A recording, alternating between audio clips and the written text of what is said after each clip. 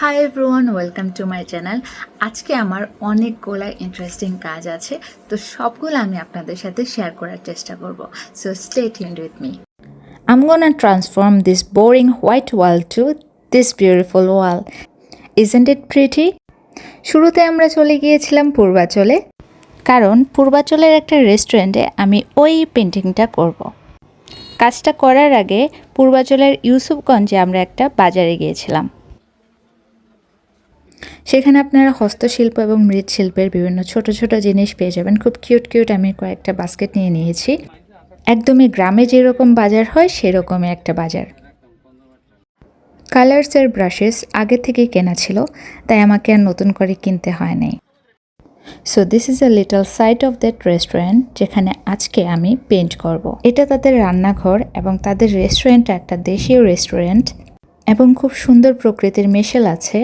তাই আমি যদি এই রান্নাঘরটাকে একটা মাটির ঘরের মতো পেইন্ট করতে পারি, তাহলে এই সুন্দর গ্রিনারির সাথে এই মাটির ঘরের থিমটা খুব সুন্দরভাবে যাবে। ও, আমি তো বলতে ভুলেই গিয়েছিলাম, রেস্টুরেন্টটা আমার এক ভাইয়ার। সো ভাইয়া এবং সৌরভ দুইজনই আমাকে রঙের কাজে অনেক অনেক হেল্প করেছে। আমি কিন্তু রং করার সময় প্রচুর ঘষাঘষি করি, কারণ ভালো করে না ঘষলে ন্যাচারাল লাগে না।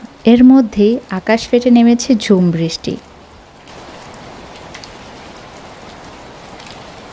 আর আমিও বৃষ্টির সাথে সাথে তাল মিলিয়ে ঘরটাকে লেপা পোছা করছি।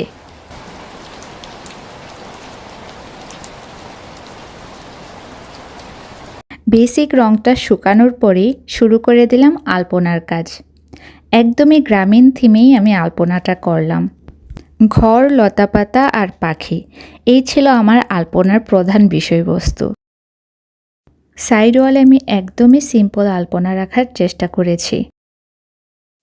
আর এরই মধ্য দিয়ে আমার আজকের কাজও শেষ হয়ে গেল। তারপরে আমি বৃষ্টির পরে সুন্দর ওয়েদারটা এনজয় করব। কি সুন্দর একটা রেস্টুরেন্ট, তাই না? একদমই ন্যাচারাল বিউটি যাকে বলে। আর একটা দোলনাও আছে। আমার দোলনা খুবই পছন্দ। আপনাদের কার কার দোলনা খুবই পছন্দ আমাকে কমেন্ট করে জানাবেন। Thank you so much for watching today's episode.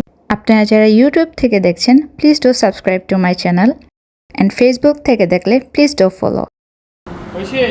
Stay healthy and fresh. Bye bye.